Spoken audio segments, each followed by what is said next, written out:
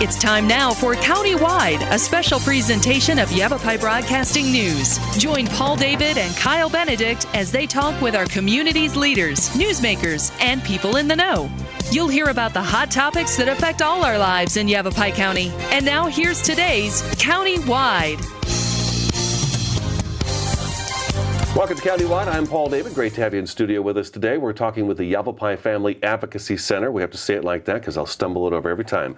Director Catherine Chapman in studio. Welcome back. Thank you. And Planning Committee member Jamie Geringer is in studio today for the first time. Welcome to studio. Absolutely. Thank you.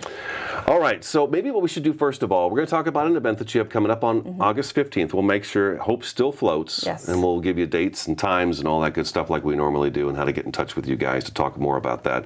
But first, maybe we should remind everybody just what the Yavapai Family Advocacy Center is. We are a center that assists, supports, helps victims of interpersonal crimes. So it's domestic violence, sexual assault. Most of what we do is child abuse, child sexual assault, unfortunately. So we are there to help with mental health counseling, advocacy. We also work very closely with law enforcement and Department of Child Safety to get the investigation going, and where it needs to, we help support the collection of DNA evidence. So hopefully that there's a successful prosecution and we can lock some of these people away that need to.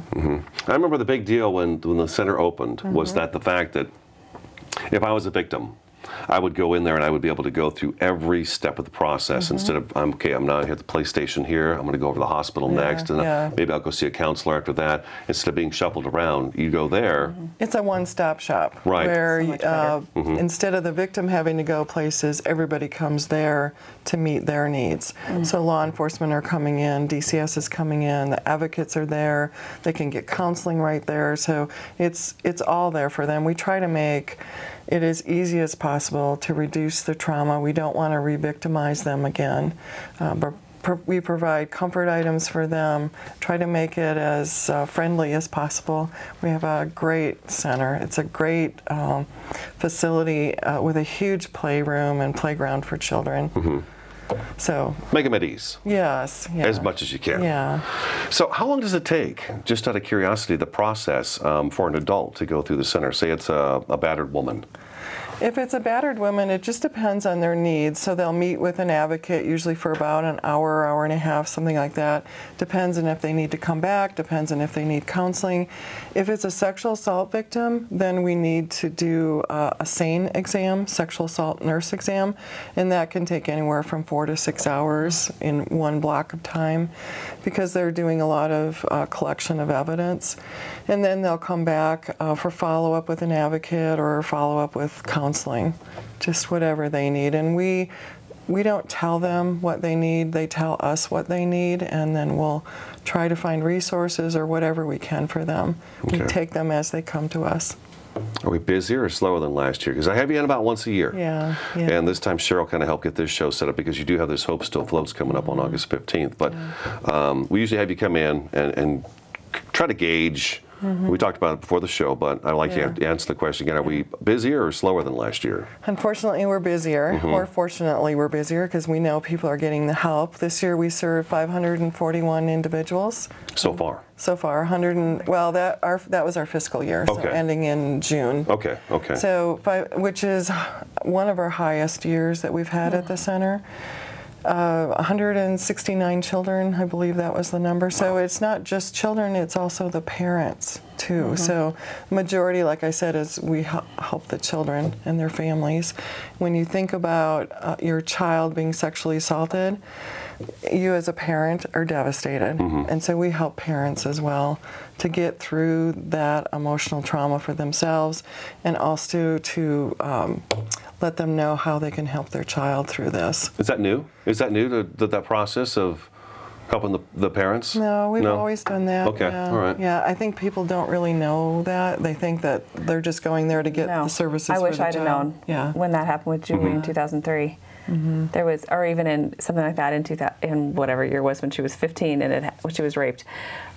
we didn't have any help, and it's not somewhere you can go to your church. Right. And the girl is always the one that's found, oh, it's your fault. Your fault you went to this party, or your fault you did this, you used your fake ID, whatever. And as a parent, the mental and the heart of what happens, and I didn't even think about that till just now listening. I'm like, I wish I could have gone there. I would have been a lot of help. Yeah. I hear that a lot, though. We get a lot of nonprofits and 501c3s that come through the door here and sit down, and people just don't know that they're out there for that kind of help. There is a place, though, in Yavapai County where you could go and get a list of everybody that can possibly help you through the county. So I think you're all registered in there. And if I came and talked to you, you've got other groups that could help me with maybe something that you can't help me with. Yeah, certainly our advocates know all the resources. And when you just hear the name Yavapai Family Advocacy Center, how do you know what we do? Unless you inquire, call, just find out that we are there to help people, where they're coming from.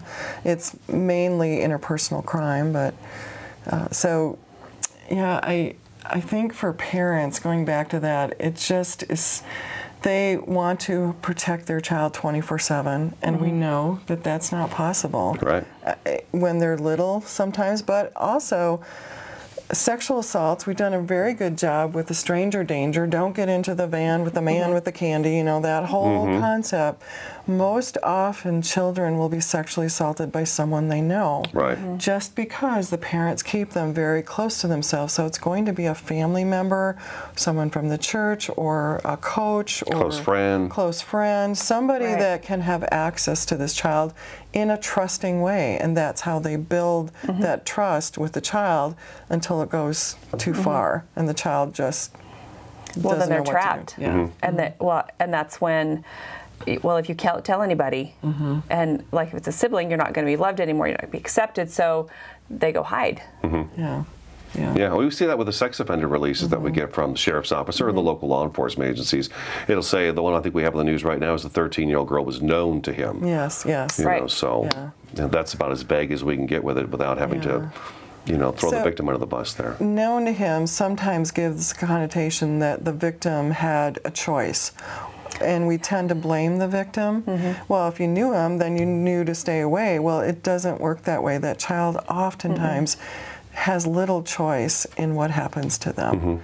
And we tend to say, like you were saying, that it's the child's fault or the victim's fault, and it really is not. Isn't that strange, too, that we blame the victim? Yeah. Based on maybe how they're dressed?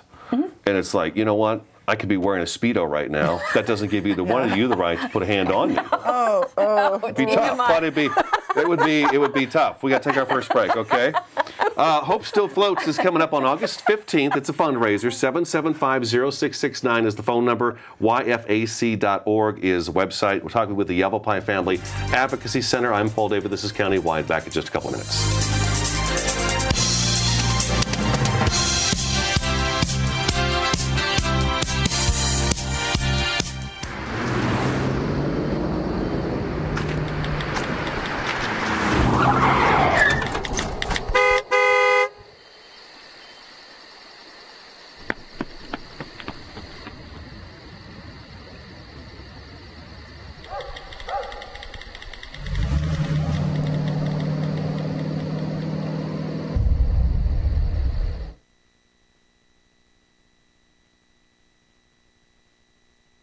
Orkin has pest control down to a science. When your business chooses Orkin's Precision Protection Program, you get a tailored pest control program for your specific industry and environment. Your business can benefit from over a century of experience, training, and scientific knowledge that define the Orkin man.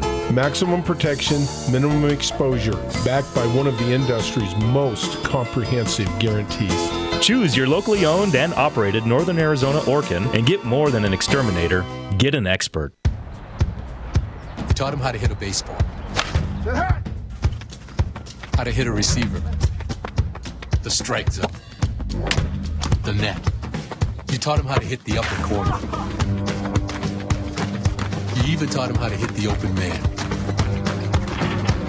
But how much time have you spent teaching him what not to hit?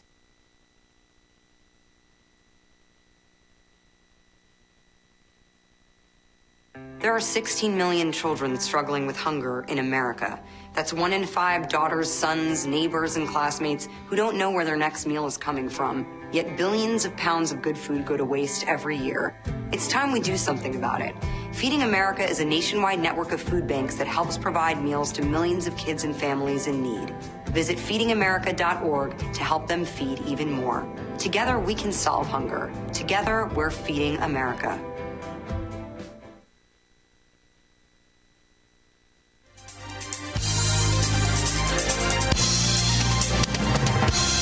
Welcome back to Countywide, talking with the Yavapai Family Advocacy Center today about Hope Still Floats. That's the event that's coming up. Maybe we should hit on that just a little bit. Before, we want to talk about male victims. We want to make sure we're not just talking about female victims. We got male victims.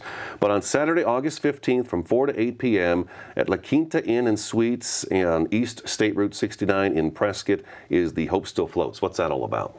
It's a dinner, fashion show, and an awesome silent auction. Awesome silent auction, huh? Yes. So, and we have a keynote speaker. It's Chief Gerald Monahan from Prescott PD, and our survivor speaker is Jessica Nicely. She was prior Miss Arizona.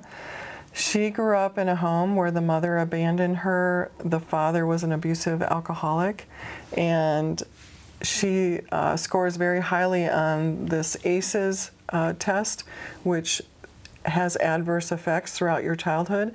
So she scores a 9 out of 10. In all likelihood, she would have gone on to not be successful. She has written a book called Baba's Daughter. Her father, that's what she called her father. And it's a story about what happened in her life, but also a story about hope and healing and forgiveness. So if someone has gone through this, I think it's just an amazing story. And then she'll come and talk about that a little bit at the event. Okay. So.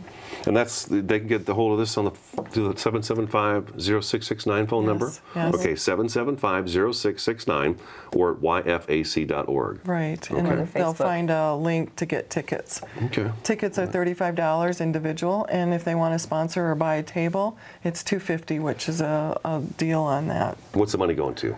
Right to the Advocacy Center. 100%. It's all going to the direct services that we provide there. We don't have much of an overhead, so their money's not going to get wasted like some of these other nonprofits that most of the money goes into administration. This does not. This goes directly into counseling, advocacy, all of the things that we do. What kind of budget do you have a year? Our budget is close to $300,000. We only have 4 staff, so we do a lot with that little bit of money. Okay. I mean, it seems a lot, but we have to run a center and keep it available to people 24/7. Okay, well, towards the end of the show, we'll come back and we'll talk about that. I think you said it was an awesome silent auction. It is. So we'll see what we got going on in the awesome silent auction.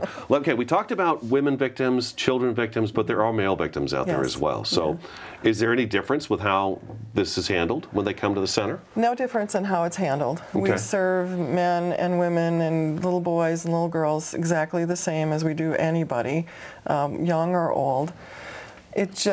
It happens to boys less frequently, or if it happens more frequently, they're less likely to talk about it because of how they're victimized. We put men and boys in boxes and how they're supposed to behave, and you're supposed to be strong, you're supposed to be a man, you're supposed to handle all your problems by yourself. And when this happens, they don't know what to do, and they won't talk about it. So it's devastating for anybody that this happens to, when somebody violates you like that. Maybe what we should do is, I noticed on your website is there's a lot of, like, the training. I've got those listed here too to kind of talk about if we have time. But going back to the male victims and how we're kind of all boxed, as you mentioned, warning signs of abuse and neglect. So I guess what I'm thinking here is, and we've talked about this in past shows with you too, Catherine, that it's everybody's kind of idea. We all should be kind of looking around us and seeing what's going on and keeping our eyes open. I go out and do mandatory reporter trainings. So I go into churches, daycares, preschools, schools, and talk to those that are in charge of children, because they're a mandatory reporter, about the signs and symptoms of abuse. I think one of the big ones is withdrawal or aggressive behavior. So that's a change in behavior from what they normally are used to seeing. You have an outgoing, gregarious, pleasant little child, and next day they come in and they just want to sit in a corner, or they want to beat up somebody on the playground. That's a red flag to think about. If they don't want to go home with someone that they usually go home with, somebody that picks them up at school and they're like, no, I don't want to go home with them. There's some fear there. There's another red flag. It doesn't necessarily mean they're abused, but if you start adding up all of those things, there's something that they need attention or need to talk or express. 1 in 4 girls and 1 in 6 boys will be sexually assaulted at some time before they're 18, and 1 in 10 report. So it's that 9 that we want to get comfortable enough to be able to report. So we talk to teachers about talking to kids alone, making them feel comfortable, and wherever the child is at, not forcing that conversation. And we don't really want them to talk a lot to them. If there is something going on, law enforcement needs to investigate that. Is it something we look at? Okay, so let's say Tom's looking a little odd today. Is it something that we look at for a trend of it, or this one day he's not having a very good day? Not one day, because one day, okay, every kid has an off day. Right. I'm talking about like over time, like this week I've noticed every day that he's not acting like he normally does. And he's fighting with the kids more.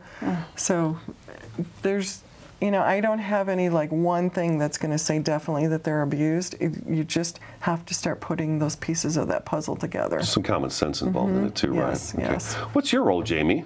In this? With the Advocacy, yeah, what's your role? My store, I own Smart Girls Resale Fashion Center in Prescott Valley, and we donate clothing to the closet. We had actually one of the advocates come in when we first opened, and she told us about it, and that's how we got started.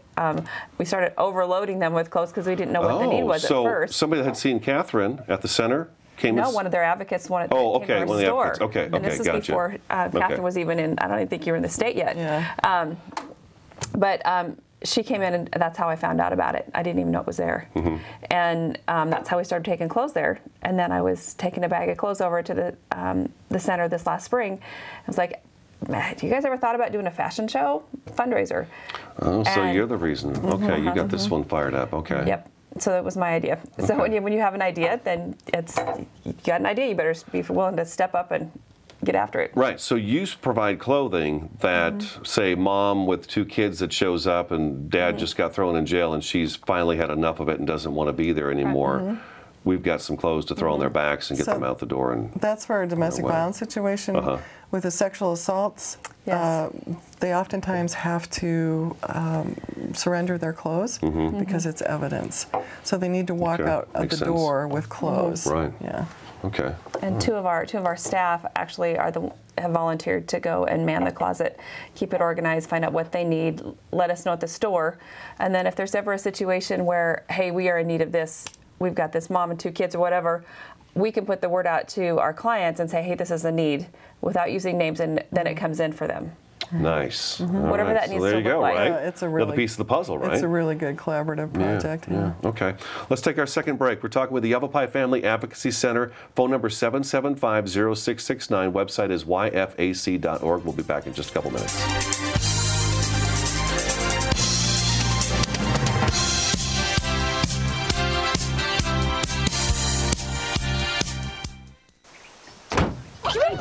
They'll test you. Try to break your will. But however loud the loudness gets, however many cheese puffs may fly, you're the driver, the one in control. Stand firm. Just wait. And move only when you hear the click that says they're buckled in for the drive. Never give up till they buckle up. That is a pretty good breakfast. You're not even eating. Not hungry. No? Why not? What's up? Kath and I knew that Jenny'd been partying a bit. Found out she tried heroin.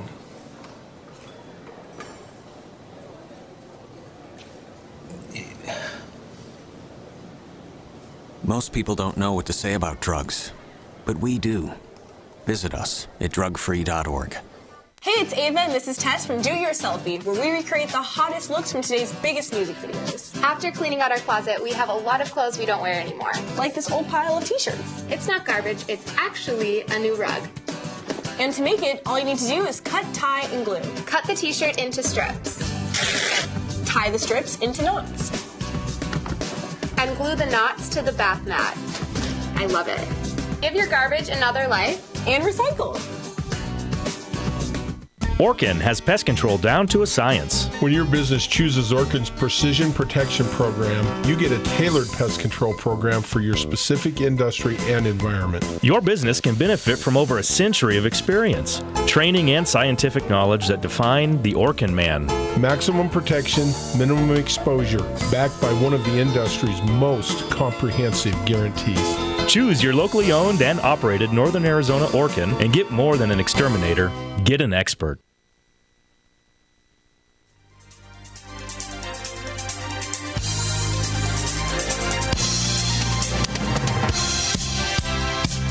Welcome back to Countywide. We've got just about 3 minutes left in the program, so we want to make sure we tell you more about the Hope Still Floats event that's taking place on August 15th. We've got the silent auction from 4 to 5. So what's going to be at the silent auction, just so folks know if they want to come out to this? Games People Play up at the mall has generously donated a dartboard game. We have an artist from down in Phoenix, the beautiful print. It's the very first, it's signed. And then we've got dinner for two at the chef's table at Cork and Cuisine. We've got a night stay at the La Quinta. Lots of gift baskets, some beautiful homemade jewelry. Alan's Flowers, Cuppers up by Trader Joe's. It has a gift basket, which they have some great treasures at Cuppers. Let me think. Who's providing dinner? La Quinta. La Quinta providing. Okay, that's going to be from 5 to 6, and fashion show 6 to 7. What kind of fashion are we talking about? We have fashion from I'm not Boot very Barn. good at that, as you can tell. That's okay. You just need to.